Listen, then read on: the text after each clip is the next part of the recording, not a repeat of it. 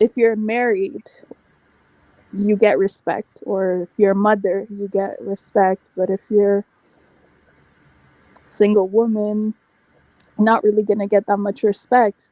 Ghanaian men respect Ghanaian men the most. Like that's just the patriarchal society.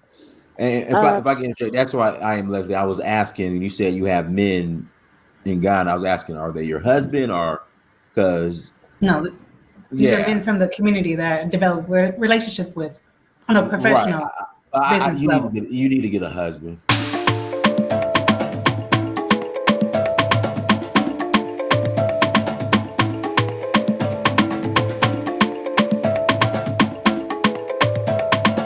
Hey, beautiful people, welcome to Travel with Leslie. I am Leslie Jones. If you are new here, join the Small Mighty crew by clicking the subscribe and the notification bell. You are welcome. Right now, you're watching part 2. Now, if you want to get caught up, click the link in the corner and watch part 1. You need a husband. Then come back here. Alrighty, let's get straight into it. Thank I'm you. sorry that that happened to you, the physical assault stuff. It was inappropriate for that to happen. But what I would tell women, period, is none of this stuff is ever going to stop. There's never going to be a time in the world where you can go and do what men do and move around like men move, and you're not under the threat, some type of threat. You're physically weaker than a man, but you live in America, which makes you believe that you can move like a man without having the physical ability of a man amongst men.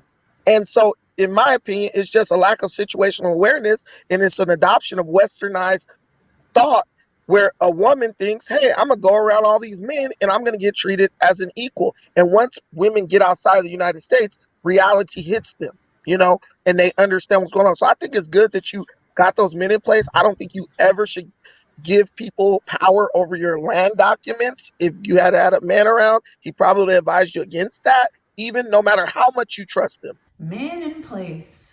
Thankfully, the men that I have in place now didn't run off with my indentures. And if they did, it wouldn't matter because those indentures are trash. Trash. Okay. Come to find out, both companies, I've been given 2 indentures. Both companies don't even own that land. Right? So if you want to know the update of like the recent information, watch these 2 videos and you'll be up to date. But folks, strategy. Be prepared because these 2 videos, emotional roller coaster and how everything was exposed. Crazy. Just crazy. There are some Ghanaians in the comment section. I know they're Ghanaians because of their names, but they were saying a lot of lies. They were like, Ghanaian men respect Ghanaian women. They don't really have to. It's not socially. You're not gonna get in trouble if you don't respect Ghanaian women. I would say some do, but what I notice in Ghana is that if you're married, you get respect, or if you're a mother, you get respect. But if you're single woman, not really gonna get that much respect. Ghanaian men respect Ghanaian men the most. Like that's just the patriarchal society. And Uh, if I can interject, that's why I am Leslie. I was asking, and you said you have men in Ghana. I was asking, are they your husband or because No, these are yeah, men from the community that I develop relationship with on a right. professional business level. You need to get a husband. I need. They I want was to be her husband. yeah they want to be your husband. I do get a lot of those too. Yeah, but go ahead after millennial. Go ahead after millennial. oh, right.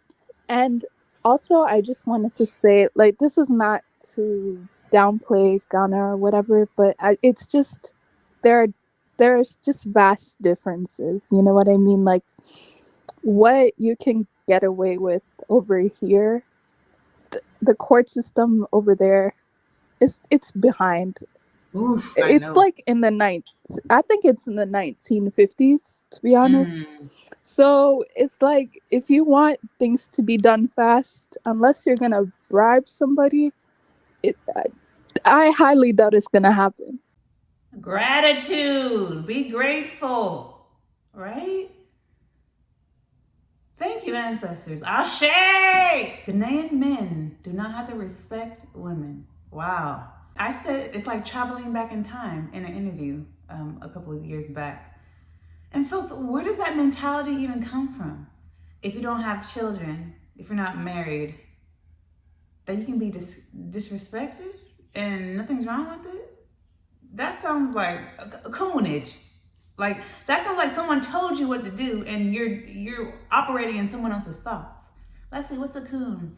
Consciousness of the oppressor and the Negro, okay? The oppressor told you to do this. Now you're doing it. Now the oppressor doesn't have to be anywhere around, and there's automatic division. And a kingdom divided cannot stand. Wow. Hope you caught that one. And to their point about marriage, I understand what they're saying, right? They're trying to prevent abuse, okay? And marriage is a strategy. But let's take it a little further.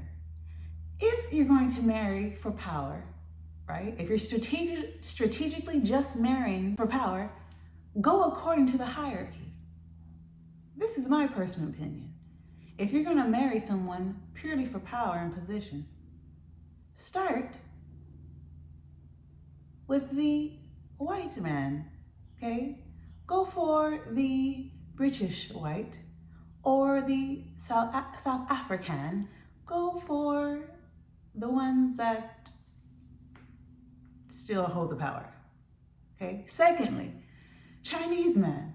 Now, the chances of you marrying a Chinese man is very low because they don't marry out their marriage. Very rarely do they do. Third, Lebanese.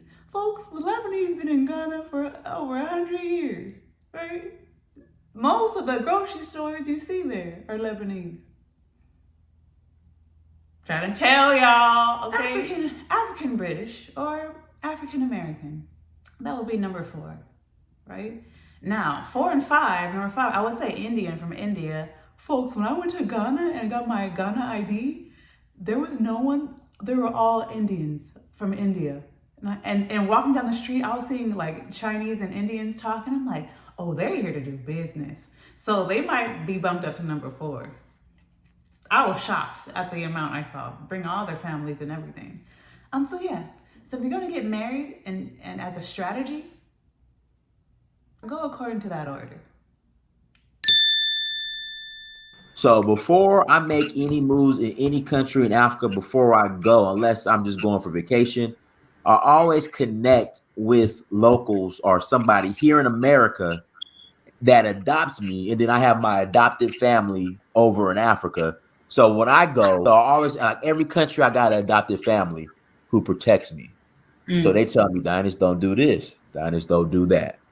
Don't do this. Don't do that. You know, so every country, when it comes to doing business, my local contact is on the ground with me every step of the way. Like every step of the way, wherever I go, if it's business related, he's right here next to me.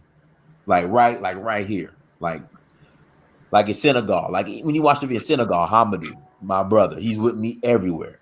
When I was in Nigeria, before rest in peace, it was Falajiki. You know, it is everywhere I go. Before, when I do anything business related, even as a man, I got somebody with me. You know, but I don't know, understand. Like the sisters, y'all just be thinking y'all just. Well, you trust. And you know what? I blame, and the thing is, I blame the conscious community. That's why on Search for Huru, we don't be doing that. Black woman is God, and you know, Queen Mother of the universe. Because when you get over there, they don't be trying. They not trying to hear that strategy, folks. Are you looking at Dinus right now? He is more than capable, right? But he is strategic and he doesn't even move alone. Folks, this stupor I had, I don't know where it came from. Well, like they said, it's the Western way. We have so many rights and freedoms here that we can move like we want to. I took that over there. Not anymore. Hello. So I'm here to say, come out of that stupor. Come out of that naiveness. Come out. God says you have to come out. You gotta come out. Be ye delivered. Because when you get into reality over there, we got to think about it. When Black Americans think of Ghana, they think Kwame Nkrumah. Right. They think Pan-Africanism. But what they don't realize is the Ghanaians overthrew him through a coup. Thank you. and the majority, and that's who you're dealing with when you're going over there. Not all. Again, don't get offended. I have some cool Ghanaian family, but the mindset of the average Ghanaian is the one who threw Kwame Nkrumah overthrew Kwame Nkrumah in the coup. That's what you're dealing with. Ooh, a coup. Pan-Africanism. Kwame Nkrumah. Research his story. It's very interesting. It makes sense, folks, right? A nation divided cannot stand. You need unity to accomplish greatness. And folks, a nation is only as strong as their women are free.